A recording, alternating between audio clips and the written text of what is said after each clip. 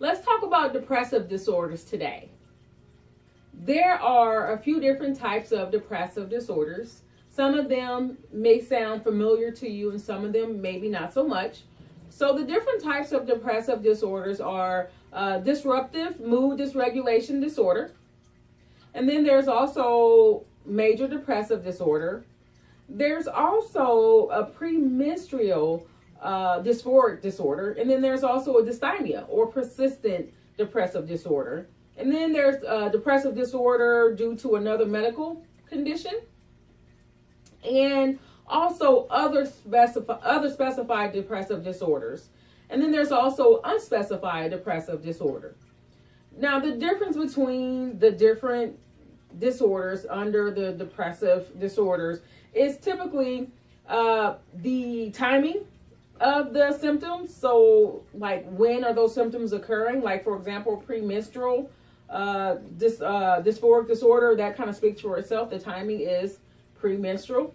And then also things like the duration of the symptoms, how long the symptoms last. That also is a determining factor in which diagnosis occurs.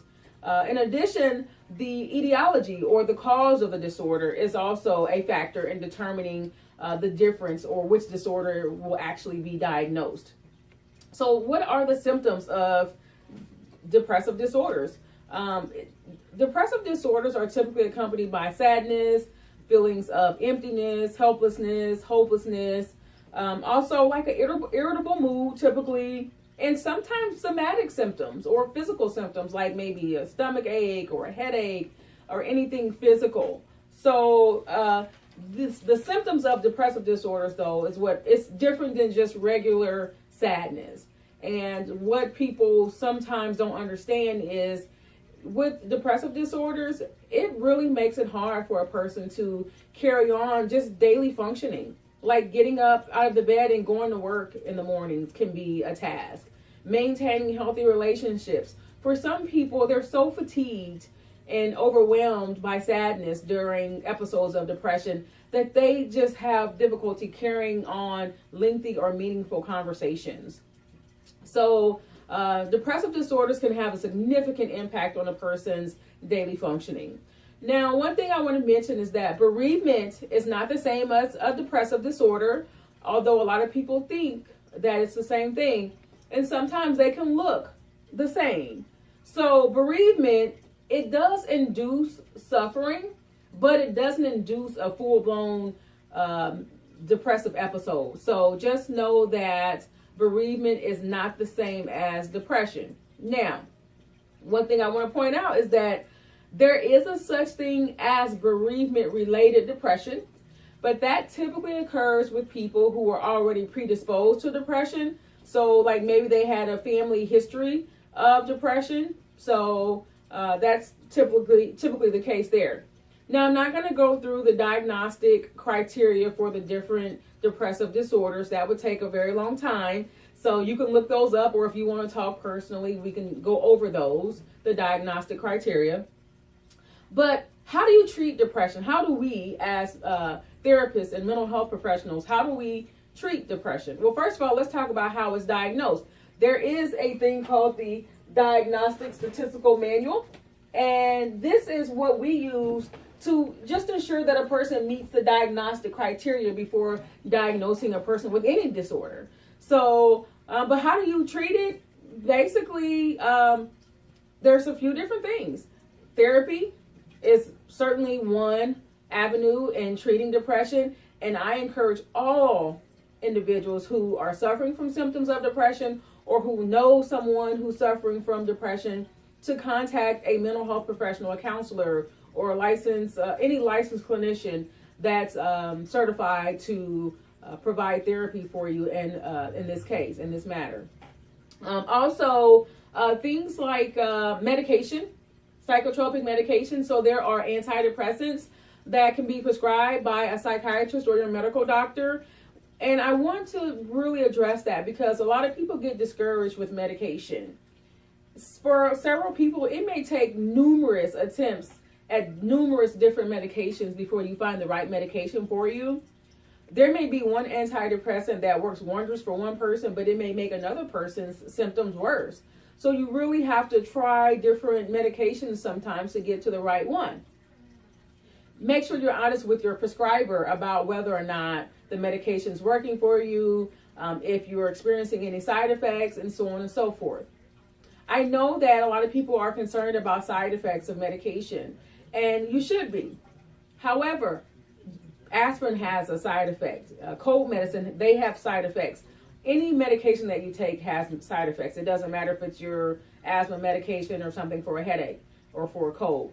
So you have to weigh out whether or not the side effects compared to the relief of the symptoms, which one is more valuable to you. So just know that those side effects, just because they're listed doesn't mean that you're going to have those side effects, or that most of the people that's taking that medication has even had those side effects. But if it's been listed as a side effect at some point, they have to list that on the medication. Now, there are several different natural approaches. I have my doTERRA oils. I have Peace and Forgive, and frankincense is one that I really love. Console, it's a comforting blend. Motivate, and then there's other ones like Cheer and Balance, and there are natural approaches to emotional well-being. And if you want to talk more about those, contact me, and I will definitely fill you in on how you can get those.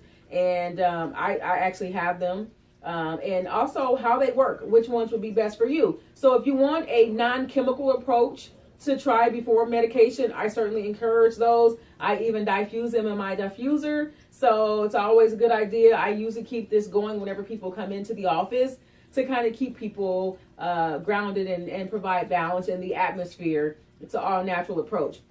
So medication, essential oils is good, therapy or counseling is good, and then also your diet. Our diets play a significant role in how our brains function. Disorders like depression occur in the brain. And so we have to be very careful about what we put in our body that impacts the brain. So lean protein is a good idea. Things like turkey, for all of you carnivores. Turkey has a chemical in it called tryptophan. And tryptophan is a wonderful, wonderful chemical for stimulating serotonin in the brain. So turkey is a good idea. And then also walnuts. We know walnuts to be heart healthy, but walnuts have omega-3 fatty acids, and it's really good for brain support and brain health. Fatty fish like mackerel and salmon, tuna, those are all good for inflammation and just overall health. Obviously good for heart disease or heart health as well, preventing heart disease rather. But fatty fish and walnuts kind of have the same impact on reducing inflammation. So really good for the brain as well. Also look for foods that are rich in vitamin D and calcium. That's a good idea. And believe it or not, a lot of your vegetables are fortified in calcium, or they're enriched with calcium and vitamin D. So your green leafy vegetables is a good way to go. So don't think that you have to go to dairy to get calcium. I personally don't encourage people to consume a lot of dairy for various reasons. A lot of people have negative reactions gastrointestinal wise from dairy, but everybody's body is different. You know, a lot of people do calcium, do yogurt and cheese and things like that, milk for calcium and vitamin D. I personally do not, but it's completely up to you. But there are plant-based sources of calcium and vitamin D as well. Whole grains and complex carbs are also a good way, as far as your diet is concerned, to help with depression.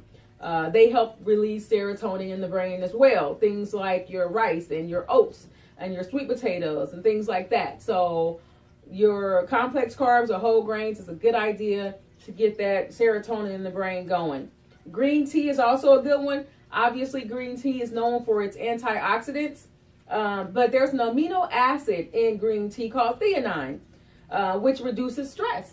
So hence, you're going to be more relaxed. So get that green tea in your diet. If you've ever had a meal plan from me, you know that I recommend that green tea on a regular basis, 2 cups a day, if possible, at least 1. Also, I want to encourage you to add things like turmeric into your diet, really good for inflammation and just overall health. In addition to that, this one you're going to love, dark chocolate is also really good for brain health. So it relaxes the blood vessels of the cardiovascular system, and just overall good for overall health. So get those things in your diet. Make sure you're exercising. Exercise, it works wonders. Research has actually shown that exercise can have the same impact on the brain, hence the same impact on depression as antidepressants actually. So for people that suffer from symptoms of depression, if you want to make your symptoms more manageable, you certainly should be exercising every day. So watch your diet, exercise, call my number 618-717-2732. And you can get with me and Rachel Logan, Rachel Jackson. We are more than willing to see you for counseling anytime. So we are taking new clients. So, but also, like I said, if you need to talk about medication, don't forget to talk to your psychiatrist or your medical doctor about trying different medications. Do your research on your medication though before you just take any old medication. Don't forget, we also have our essential oils if you are interested in trying a natural approach to helping balance your mood. Hey, if you have any questions on depressive disorders, or you think you might be suffering from a depressive disorder, go to CarmelBrownCounseling.com, give me a call, or call my reception team at 618-717-2732. Hey, it's time to take care of the body, the mind, and the spirit.